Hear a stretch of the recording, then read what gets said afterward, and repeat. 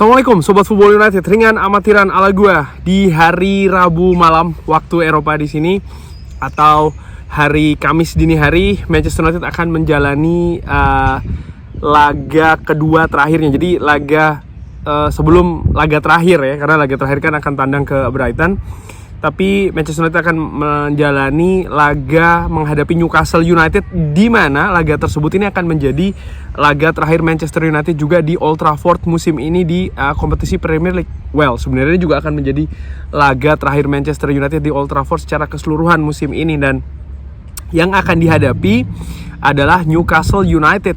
Tim yang kalau kita lihat di papan klasemen ya, ini berada di peringkat ke-6 bersama dengan Chelsea serta Manchester United, ini masih memiliki peluang untuk bisa finish di peringkat ke-6.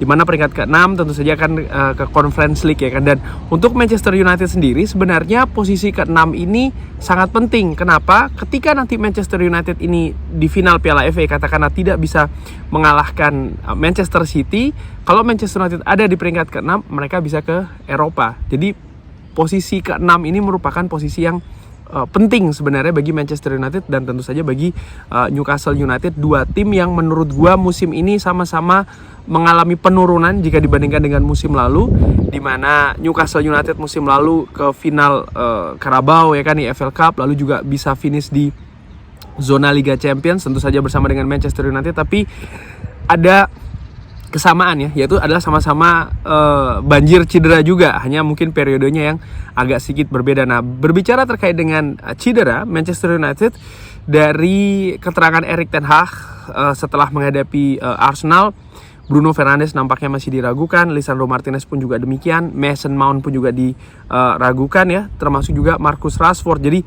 dan kalau berbicara lini belakang pun juga Harry Maguire, Victor Lindelof, Luke Shaw, Rafael Varane, ini semua masih kemungkinan besar tidak bisa diturunkan di pertandingan menghadapi Newcastle, di mana Newcastle sendiri pun juga memiliki beberapa pemain yang tidak tersedia atau kemungkinan besar tidak tersedia di Old Trafford nanti. Nah, Newcastle berbeda dengan Manchester United di beberapa pertandingan terakhir, lebih tepatnya kalau yang gue ambil ini dari akhir Maret ya, mereka sebenarnya tancap gas nih. Tadinya mereka sempat melorot ya kan, bahkan sampai posisi papan tengah, tapi di paling tidak mulai dari akhir bulan Maret mereka cukup banyak nih menghasilkan hasil-hasil yang maksimal, artinya 3 poin, baik itu kandang maupun juga tandang. Yang fenomenal tentu saja salah satunya ketika mereka mampu menundukkan dengan telak ya Tottenham Hotspur 4-0 di St James Park.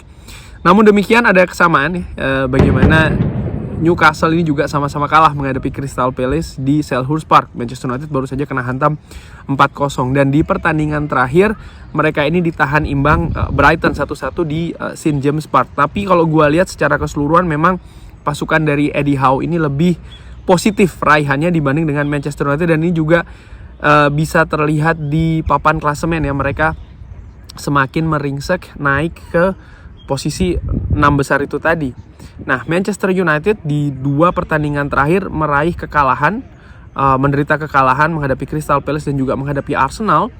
Bahkan catatannya di 2 pertandingan terakhir ini mereka tidak bisa mencetak gol. Gue tidak tahu apakah ini ada faktor dari seorang Bruno Fernandes yang menurut gue juga memiliki kontribusi yang besar di penurunan permainan, sehingga memang kreativitas utamanya di lini depan itu menurun.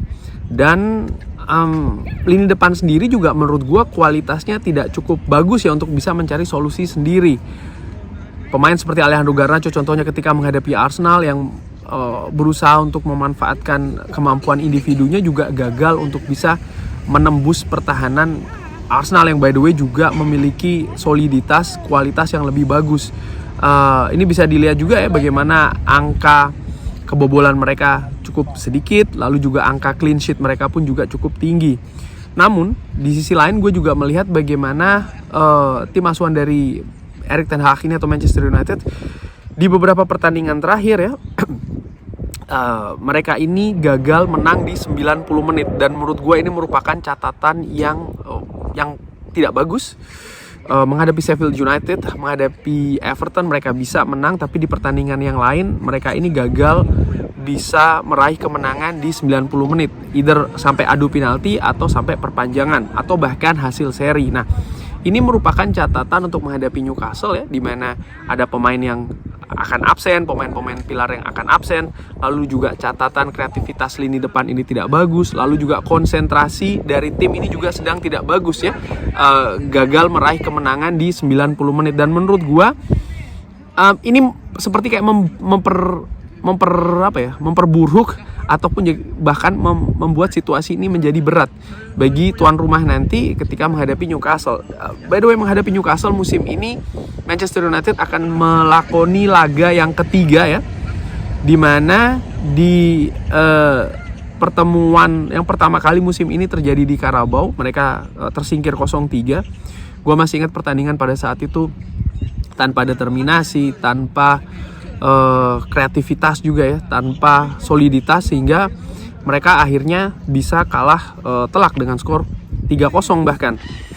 Lalu di pertandingan selanjutnya di tandang ya, mereka pun juga kalah dengan skor 0-1, di mana pada saat itu ya mereka juga tampil tanpa nyali, banyak melakukan kesalahan dan mereka akhirnya kalah dengan skor tipis 1-0. Nah, menghadapi Arsenal, Manchester United ini tampil pincang, dan menurut gua situasi ini juga akan sama ya ketika menghadapi Newcastle nanti. Artinya akan ada banyak pemain yang masih absen, kualitas secara kolektif dan juga individu ini mengkhawatirkan.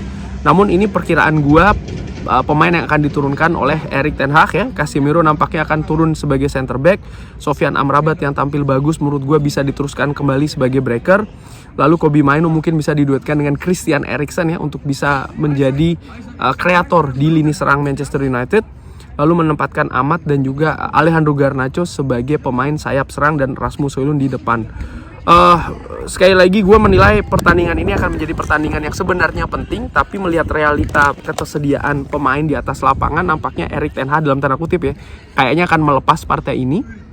Artinya ya akan lebih menyimpan pemain-pemain intinya untuk bisa diturunkan nanti nih di final Piala FA menghadapi Manchester City, di mana dianggap sebagai partai penentu musim ini, partai yang paling penting bahkan di musim ini untuk Manchester United dan mungkin juga untuk Erik ten Hag. Gua secara ringan amatiran tidak begitu optimis ya di pertandingan menghadapi Newcastle nanti.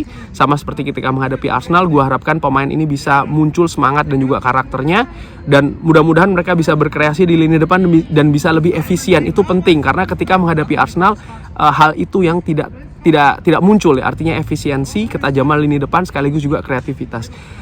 Kurang lebih demikian Sobat Football United. Bagaimana menurut Sobat Football United ya? Perkiraan pertandingan nanti bisa drop di kolom komen. Terima kasih sudah menyaksikan. Jangan lupa like, subscribe. Wassalamualaikum warahmatullahi wabarakatuh. Thank you.